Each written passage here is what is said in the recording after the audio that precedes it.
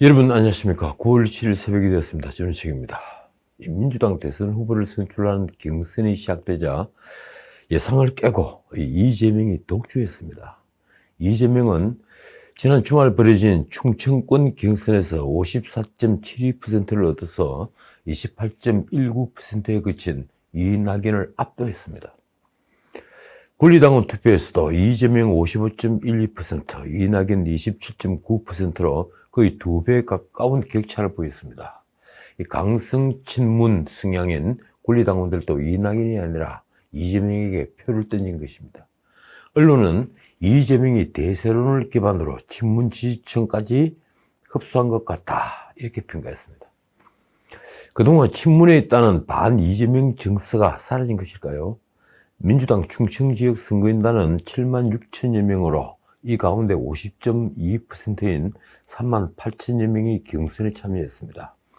정세균은 7.05%, 추미애는 6.81%를 얻어 이 역전 드라마를 쓰기엔 벌써부터 어려워 보입니다.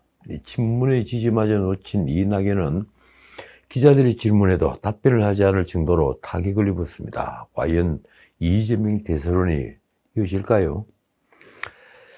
문재인 정부 5년 차입니다. 임기를 불과 8개월, 대선을 6개월 남긴 시점입니다. 지금 민심은 아주 흉흉합니다. 서민들의 생계가 너무 어려워졌기 때문입니다. 시중에 돈은 엄청나게 풀렸지만 그 돈이 자산 버블을 일으켰을 뿐 문 대통령의 생각처럼 소비를 진작시키고 생산을 늘리며 일자리와 소득을 늘리는 선순환은 일어나지 않았습니다. 그래서 세금으로 공무원을 늘리고 알바 일자리를 만들었지만 임시 방편에 지나지 않습니다. 경제가 회생하려면 일자리가 생겨야 하는데 친노조 정책으로 일관하니 기업이 일자리를 만들지 못합니다. 문재인 정부는 다시 사상 초유의 슈퍼 예산안을 내놓았습니다. 무려 604조 4천억입니다. 화랑은커녕 국가 채무는 폭증하는데 예산을 해마다 8%, 9%씩 확대하는 것은 무엇을 의미하는 겁니까? 대한민국의 병이 깊어간다는 것입니다. 재정으로 돈을 푸는 게 유일한 처방이니 병이 깊어가는 것만큼 투여하는 약도 점점 세졌습니다. 돌파리도 이런 돌파리가 없습니다. 박근혜 정부 마지막 해인 2017년 예산은 400조 5천억이었습니다. 그때보다 지금 나아진 게 무엇인가요? 당장 올해 본 예산 558조에 2차 추경까지 604조 9천억이라는 돈을 씁니다. 그러니까 올해만 해도 추경까지 2017년보다 205조가 더 많은 천문학적인 돈을 쓰는 것인데 나아진 게 무엇입니까? 단적인 비교로 이명박 정부 4대강 징비에 든 22조보다 몇십 배가 되는 돈을 그동안 뿌렸습니다. 문 정부는 코로나 핑계를 언제까지 들릴 건가요? 코로나 이후에 딱 2해 이 확장 재정 정책을 폈던 서구는 일제히 지금 긴축 재정으로 돌아갔습니다. 그런데 문재인 정부는 내년에도 확장 재정을 하겠다고 합니다. 그 예산안은 다분히 대선을 겨냥한 예산입니다. 그런데도 무기력한 야당은 저항할 엄두조차 내지 못합니다. 아니, 그런 생각을 하지 않습니다. 문 대통령은 정말 야당복은 타고난 것 같습니다. 이러니 국민은 야당도 마찬가지라는 말을 공공연히 합니다. 나라 경제가 폭망해서 일자리가 사라지고 소득은 줄고 집값은 치솟고 빈부격차는 더 커지고 물가는 또 치솟는데 문 정부는 우리 경제가 선진국 중에서 가장 빨리 회복하고 있다고 자화자찬을 하는 중입니다. 백신을 못 구해 접종이 늦어지면서 무려 1년 반 동안이나 사회적 거리두기란 걸 하면서 말입니다. 친구 지인들은커녕 가족끼리도 만나지 못하고 추석 성묘조차 2년째 못하게 하면서 방역과 경제 둘 다 성공한 선도 국가라고 하니 왕조시대도 이런 허장성세는 없었습니다. 솔직히 이쯤 되면 내년 대선은 야당이 압승해야 합니다. 그런데 현실은 그렇지 않습니다. 문 대통령에 대한 국정 지지도는 여전히 40%를 오르내립니다. 역대 어느 대통령도 누리지 못했던 높은 지지율입니다. 정말 한 번도 경험하지 못한 대통령을 경험하고 있습니다. 이러니 있는 듯 없는 듯 보이지 않는 야당이 원망스럽습니다. 그것보다는 권력의 지독한 편가르기가 먹혀들었다고 할까요? 아니면 대선 6개월 전 아직도 대중에게 감동을 주는 야당 주자가 나타나지 못한 때문입니까? 하긴 웰빙 체질의 야당인이 누구를 원망하겠습니까? 그들은 당밖의 윤석열이 반문의 상징으로 떠오르자 그에게 매달렸습니다. 국회의원 몇십 명이 입당도 하기 전에 그 앞에 가서 줄을 섰습니다. 그가 문재인 정부를 창출한 1등 공신이자 보수를 괴멸시킨 장본인인데도 말입니다. 윤석열은 아직 제대로 된 보수의 정책, 보수의 철학을 내보이지 않았습니다. 공정과 상식이라는 뻔한 거대담론만 내놓았습니다. 그는 이 나라 보수층에게 진솔한 사과를 할 기회조차 놓쳤습니다. 그러면서 좌우를 넘나드는 행보를 보였습니다. 보수가 만만해 보였던 걸까요? 그러면서 기껏 내놓은 집값 정책이 원가 아파트입니다. 이재명이 기본주택 100만 호든 윤석열이 원가 아파트 30만 호든 그걸 지을 땅이 어디에 있는 것입니까? 무엇보다도 대중이 원하는 아파트는 살기 편한 곳의 아파트입니다. 그리고 그 살기 편한 곳은 한정되어 있습니다. 저는 야당의 주자들이 여당 주자들처럼 내지르는 여러 단편적인 정책을 듣고 있다가 정말 깜짝깜짝 놀라곤 합니다. 그러니 아무리 반문의 상징으로 기치를 높이 세워도 감동을 주지 못하고 있는 것입니다. 민지가 해달라는데 같이 한번 해보자. 이 윤석열이 얼마 전 2030 세대 영합하기 위해 만든 메시지입니다. 캠프에 누가 낸 아이디어인지 기가 막히더군요. 윤석열은 8월 21일 이런 민지화 부탁에 온라인 캠페인을 폈는데 언론 표현대로 죽을 쏘았습니다. 2030 세대를 위해 공정과 상식을 내세운 윤석열이 왜 그들에게서 외면받는 것일까요? 이유는 간단합니다. 진정성이 보이지 않기 때문입니다. 메시지 자체가 자규적이기 때문입니다. KSO와의 여론조사를 보면 8월 2일 발표된 조사에서는 그 20대 지지율은 26.3%였습니다. 한 달 뒤인 9월 6일 발표한 조사는 어떤가요? 15.1%로 11.2%포인트가 하락했습니다. 30대 역시 28.1%에서 16.5%로 11.6%포인트가 떨어졌습니다. 민지야 미안해가 역효과를 낸 겁니다. 한국갤럽조사도 마찬가지입니다. 윤석열의 20대 지지율은 8월 6일 9%에서 9월 3일 5%로 4%포인트가 하락했고 30대 지지율은 14%에서 9%로 5%포인트가 하락했습니다. 저는 솔직히 그런 윤석열의 반등을 기다립니다. 지금쯤 정권 교체를 희망하는 국민이 적어도 70%는 되어야 하지 않겠습니까? 그래야 정상이라고 저는 생각합니다. 그런데 그렇지 못합니다. 지난 방송에서 말씀드렸지만 8월 30일부터 사흘간 갤럽 여론조사 결과는 이렇습니다. 정권 교체를 바라는 응답자가 49%, 정권 재창출을 바라는 응답자가 37%. 갤럽의 이 조사에서는 그 앞 조사보다 정권 교체를 바라는 응답자가 2%포인트 오른 반면에 정권 재창출을 바라는 응답자가 2%포인트가 떨어졌습니다. 어쨌든 그 차이 12%포인트는 어쩌면 야당 후보가 결정됐을 때 이 권력이 악성 네거티브를 펴거나 아니면 재난지원금을 한 번 더 퍼붓는 것으로도 바뀔지 모르는 미미한 차이입니다. 이틀 전 발표된 KSOY 조사는 그 차이가 더 작습니다. 정권 교체를 위해 야권 후보가 당선돼야 한다가 49.8%, 정권 재창출을 위해 여당 후보가 당선돼야 한다 42.7%. 정권 교체론과 이 정권 재창출론의 차이는 불과 7.1%포인트에 지나지 않습니다. 여기서도 문재인 정부의 편가르기가 먹혀드는 것을 봅니다. 이 40대와 광주 전라에서는 정권 재창출론이 정권 교체론을 압도하고 있으니 말입니다. 이런데도 다음 대선에서 보수의 승리를 낙관한다면 그건 우물에서 숭늉을 찾는 우를 범하는 것이 됩니다. 어떻든 지금까지 나온 거의 모든 여론조사는 아직은 오차 범위를 벗어난 야당의 대선 승리를 보여주고 있습니다. 그러나 생각처럼 정권 교체의 열망이 높지 않은 것도 사실입니다. 그것은 당장 차기 대선 후보 지지도 조사에서도 드러납니다. KSOY 조사 결과는 이렇습니다. 이재명 28.0%, 윤석열 26.4%, 홍준표 13.6%, 이낙연 11.7%, 최재형 4.1%, 유승민 3.7%. 특기할 사항은 전주 대비해서 보면 이재명이 1.4%포인트, 그리고 윤석열이 1.0%포인트, 이낙연이 1.9%포인트 등 모두 지지도가 하락했는데 홍준표만 홀로 무려 4.2%포인트가 상승했다는 것입니다. 범보수권 후보만 조사한 결과는 윤석열이 28.2%, 그리고 홍준표 26.3%, 유승민이 10.1%, 그리고 안철수 5.0%, 최재형 4.6%입니다. 홍준표가 윤석열에게 1.9%포인트 차이로 접근해서 거의 따라잡은 것으로 나타났습니다. 반면에 최재형은 유승민, 안철수에게도 밀려서 그가 여전히 윤석열이 대안으로만 인식된다는 것을 보여줍니다.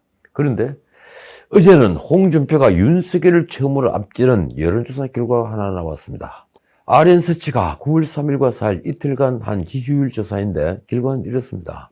홍준표 32.5%, 윤석열 29.2%, 유승민 9.6%, 최재형 4.1%, 원희룡 2.3%. 유무선 혼합 방식이 아닌 무선 100% 방식이지만 최근 홍준표의 진격이 여기서도 확인이 되고 있습니다. 홍준표는 골든 크로스 나타났다고 외쳤습니다. 여기서 다시 역선택 문제가 논란이 될 소지가 보입니다. 국민의힘 지지층으로 응답자를 한정하면 윤석열 58.9%, 홍준표 20.3%로 윤석열은 압도적 지지를 받고 있기 때문입니다. 반면 국민의힘 지지율이 극히 저조한 광주 전라 지역에서 홍준표는 41.7%를 기록해서 윤석열이 받은 14.9%보다 3배에 가까운 지지를 받았습니다. 이래서 역선택 얘기가 나오는 겁니다. 그가 민주당 지지층 37.4%, 열린민주당 지지층 49.4% 등으로 여권 지지층에서 높은 지지를 받은 것도 같은 맥락입니다. 그러나 이를 역선택의 결과로만 볼 수 없는 것이 윤석열을 충청 지역을 제외하고 전 지역에서 홍준표가 우세를 보였기 때문입니다. 바로 이 역선택을 둘러싸고 이 국민의힘 대선주자들 사이에 벌어진 다툼이 이틀 전 일요일 해프닝을 만들어냈습니다. 일요일은 국민의힘 공정경선 서약식이라는 행사를 벌인 날이죠. 그 행사 직전에 정홍원 선관위원장이 이준석에게 사의를 표명했는데 이준석의 만료로 철회했다. 이게 해프닝의 줄거리입니다. 정홍원은 경선 룰을 둘러싼 당내 갈등상에 우려를 나타내며 그만두겠다고 한 모양입니다. 이준석이 기자에게 한 말이 이렇습니다. 이 정 위원장이 이렇게는 권위가 서지 않는다며 고민을 전달했고 저는 만류했다. 정홍원이 일부 주자들이 이견을 이유로 행사에 불참하는 것이 상해화되는 상황에 대해 우리가 컸던 것 같다고도 했습니다. 그러나 서약식에는 홍준표, 유승민, 하태경, 안상수 그리고 박찬주가 역선택 방지 조항 제외를 주장하며 불참했습니다. 그러자 선관위는 이날 오후 회의에서 역선택 방지 여부를 논의했습니다. 무려 회의 시간이 6시간을 됐더군요. 그래서 내린 결론은 이렇습니다. 본 경선의 50%가 반영되는 여론조사에서 여권 지지층이 조사 결과를 왜곡하는 역선택 방지 조항을 포함하지 않는다. 말하자면 그러나 서약식에 불참한 홍준표, 유승민 등 반윤의 손을 들어준 것입니다. 그동안 이들은 정홍원이 선두주자인 윤석열을 위해 역선택 방지 조항을 도입하려 한다며 반발해왔죠. 그런데 묘한 조건이 하나 따라붙었습니다. 선관위가 민주당 후보와의 본선 경쟁력을 조사하는 안을 적용하기로 한 것입니다. 국민의힘보다 한 달 먼저 확정되는 민주당 후보와의 가상 대결을 조사한 결과를 점수로 환산해서 반영하겠다는 것입니다. 정홍원이 설명은 이렇습니다. 발상의 전환을 해서 역선택이 아닌 다른 각도에서 보자는 제안이 있었다. 선관위가 바꾼 룰도 있습니다. 이 100% 일반 여론조사로 후보 8명을 줄이는 1차 컷오프에 당원 여론조사 20%를 반영하기로 한 것입니다. 본 경선의 경우 당규대로 당원 투표 50%, 일반 여론조사 50%로 결정합니다. 어쨌든 경선 룰은 결정됐습니다. 그래도 여론조사 설문 문항이나 TV 토론 방식 등 진영 간의 충돌할 지점은 아주 많이 있습니다. 솔직히 말하자면 이 모든 갈등은 후보들이 자신이 없어서 벌어지는 일입니다. 자신의 철학과 정책을 대중에게 납득시켜서 감동을 준다면, 그럴 자신이 있다면 왜 이런 룰 문제로 다투어야 할까요? 자, 마지막으로 다른 문제 짚겠습니다. 이른바 고발 사주 사건입니다. 이 고발 사주 의혹이 계속 파장을 키우고 있습니다. 거의 모든 방송이 이를 시사 프로그램의 주요 쟁점으로 다루는데 하나같이 고발 사주라는 단어를 쓰고 있습니다. 윤석열 검찰총장이 손준성 대검수사정보정책관을 시켜 야당 국회의원 후보였던 김웅을 통해 야당의 여권 정치인 등을 고발하도록 사주했다. 지금까지 드러난 여러 정황들은 솔직히 이 고발 사주가 사실이라고 하기에는 일시라든가 김웅을 매개체로 한 것이라든가 이상한 점이 한둘이 아닙니다. 당시 그런 고발이 들어와도 대검이 이를 수사하기에는 부담이 너무 컸을 뿐 아니라 김웅은 당시만 하더라도 당에 별다른 발언권이 없는 정치 신인이었기 때문입니다. 그래도 민주당은 윤석열 게이트라며 총공세에 나섰습니다. 이 친일 매체들도 마찬가지입니다. 한겨레는 어제 사주 의혹 고발장 전문을 입수했다며 일면 헤드라인에 검찰 공소장 뺨치는 고발장 20장이라고 썼습니다. 여권 대선 주자들은 윤 전 총장의 대선 후보 사퇴까지 거론하며 집중 포화를 퍼부었습니다. 이 선두주자 이재명은 페이스북에 범여권이 공동대응을 주문했습니다. 모든 민주개혁 진영이 공동대응을 모색하자 빠른 시간 안에 우리 당 대선 후보들이 공동기자회견을 진행하면 좋겠다. 페이스북에 윤 후보는 후보직을 내려놓고 국민 앞에 소명하라고 공격에 나섰던 이낙연은 또 이렇게 썼습니다. 이번 사태는 제2의 국정농단으로 국민의힘은 윤 전 총장을 보호할 때가 아니다. 문제는 야당 대선 주자들도 윤석열 공격에 나섰다는 것입니다. 이 홍준표는 자신을 필리핀 두테르테에 비유한 윤석열을 향해 이렇게 쏘아붙였습니다. 그러지 마시고 부인의 주가 조작 사건과 본인의 청부 고발 의혹 사건에나 잘 대비하라. 유승민은 검찰총장이 모르는 상태에서 중간 간부들이 고발 사주를 할 수 있겠느냐며 고발 사주를 기정사실화했고, 이 최재형도 윤석열의 사건의 진상을 밝히기 위해 최대한 협조하라고 압박했습니다. 국회 법사위는 어제 6일 전체 회의를 열어 고발 사주 의혹에 대해 이 박범계 장관을 상대로 긴급 현안 질의를 열었습니다. 국민의힘 법사위원인 권성동, 윤한홍은 회견을 열고 이렇게 말했습니다. 황당무계한 가짜뉴스이자 범여권이 정치 자작극이다. 두 분은 지금 윤 캠프에 있죠. 과연 그런가요? 이 사건을 폭로한 뉴스버스의 이진동은 3일 라디오에서 김웅과 손준성 검사 간의 SNS로 전달 형식으로 1대1로 이루어졌다고 말했습니다. 그는 이렇게도 말했습니다. 자료가 넘어가는 과정에서 김 의원이 위법성을 인식하고 자료를 당에 넘겼다는 걸 입증할 만한 정황 자료를 확보하고 있다. 이진동은 판결물이 손준성에게서 김웅에게 SNS 메신저로 건네진 증거로 판결문 파일 위에 손준성 보냄이라는 이름이 띄어 있다고 말했습니다. 근데 그게 증거가 되는 겁니까? 그러나 김웅은 판결문 등을 받은 기억 자체가 없다고 부인합니다. 그러면서 문제를 제기한 뉴스버스가 원자료를 공개해야 한다고 했습니다. 이진동은 또 방송에서 놀라운 말을 했습니다. 제보자가 현 국민의힘 사람이라고 말한 것입니다. 누구일까요? 그렇다면 당에서 실제 고발조차 이루어지지 않은 사건인데, 다시 말해 이런 고발장이 오갔다는 걸 아는 사람은 극소수인데 누가 이진동에게 제보를 한 것일까요? 이 사건에 연루된 현직 검사인 손준성은 기사는 사실이 아니고 제가 아는 바가 없어 해명할 내용도 없다고만 밝혔습니다. 지난 방송에서도 말했지만 당사자인 윤석열은 펄쩍듭니다. 어이가 없다. 상식에 비춰 판단해달라. 그는 고발을 사주했으면 왜 고발이 되지 않았겠느냐며 증거가 있으면 대라고 했습니다. 다시 말하지만 이 사건은 민주당 송영길이 말하는 것처럼 묵과할 수 없는 국기문란 사건일까요? 아니면 야권의 최유력 주자를 끄끄리는 제2의 김대엽 사건일까요? 자, 오늘은 여기까지입니다. 저는 여러 정황으로 보아 잘 짜여진 각본이지만 허점이 많아 보인다고 생각합니다. 어떻든 김웅과 손준성은 사실을 밝혀야 합니다. 그러면 고발 사주인지 정치 공작인지 드러날 것입니다. 우리 정치인들이 이제 정직할 때가 됐습니다. 지금까지 전인책이었습니다.